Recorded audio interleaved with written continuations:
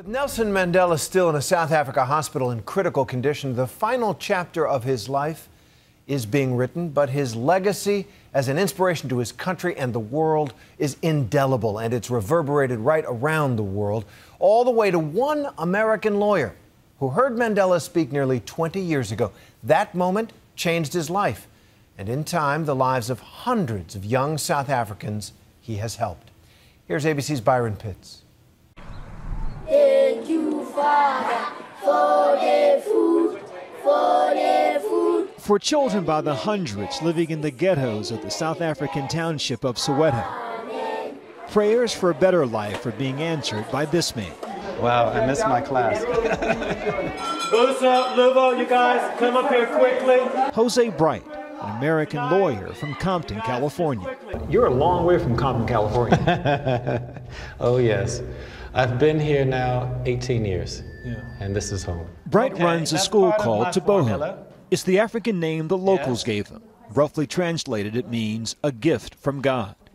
Most of the students ages 8 to 18 are orphans, kids who lost one or both parents in this country long ravaged by HIV/AIDS. My mother died when I was 2. Well, that's what my grandmother told me. Kids like 17-year-old Elizabeth. Her mother and sister died from AIDS. She lives in this small house with her grandmother and 5 other relatives. Okay, as you can see, there's nothing in the refrigerator. Their life is lean. 7 people share one table with 2 chairs. They use this hot plate to cook meals and heat the house. It's winter in South Africa. At night, temperatures can drop into the 30s.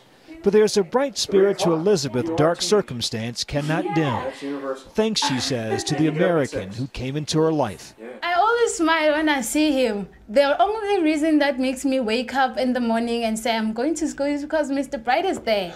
I wish people could see what I see every day. I wish people could see how brave these young people are to walk so far on an empty stomach because they want to get an education. For many of them, this is the only meal they'll have today, yes? Absolutely. Absolutely, and it breaks my heart sometimes to know that children who come on a Saturday to get extra classes because they now value the quality of an education. The menu the day we visited, beans, corn, and potatoes. Children here don't complain, don't ask for seconds. Theirs is a measure of gratitude and determination that defy the hardships each faces. We call this the freedom generation. That's how Jose Bright and many here refer to the children of South Africa, most especially those in Soweto. Here where the inhumanity of apartheid was at its worst and the people's rebellion sparked by the Soweto uprising in 1976, its most intense. Here where Nelson Mandela first defied the government. And it is here, decades later, Jose Bright believes he is making a difference. So this is a country where 70% of the young are unemployed. Nationwide unemployment is north of 30%, has one of the highest rates of murder and rape in the world. Absolutely, and only less than a third of the population has a high school diploma. But all I can talk about is one child at a time. I'm gonna put this X down, plus 90. Most of these children were failing in public school, deemed unteachable and unwanted. HIV/AIDS is still a badge of shame in South Africa for those stricken by the virus and their children.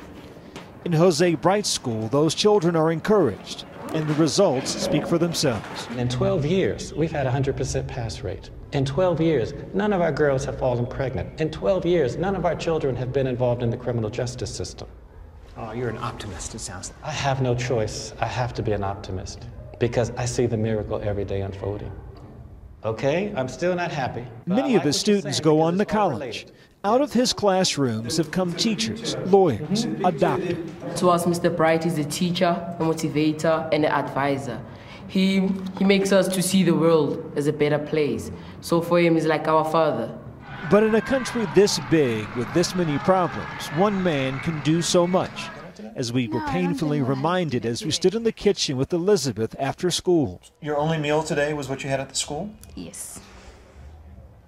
How often does that happen?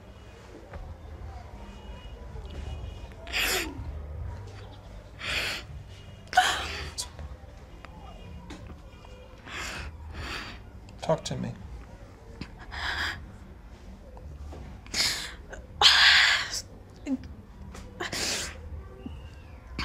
just that it hurts me to see us not having food today. I don't think about myself at all, but I think about my grandmother a lot. Yeah. She's the only person I think about all day if we don't have food here at the house. Because she's my everything. Tonight in Soweto, there are children by the thousands like Elizabeth. Her dream, she told us, college, a career, and to, quote, take myself far. It's a dream that may not be deferred because of one American who heard Nelson Mandela's call and answered. For Nightline, Byron Pitts, Soweto. One man making a difference. Thanks very much to Byron Pitts for that.